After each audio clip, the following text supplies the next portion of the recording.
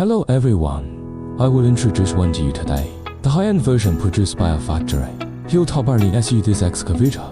Our excavator comes standard with chassis telescopic function. The narrowest chassis is 1 meter. The widest is 1.3 meters. As for our car, the largest digging depth is can reach 2 meters. The largest excavation height can reach 3 meters 6. Well, 20su excavator. The standard is an engine imported from Japan.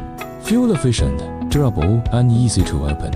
At the same time, the tail comes standard with a solid 0.5 back weight. Work hard. Meanwhile, what about this car?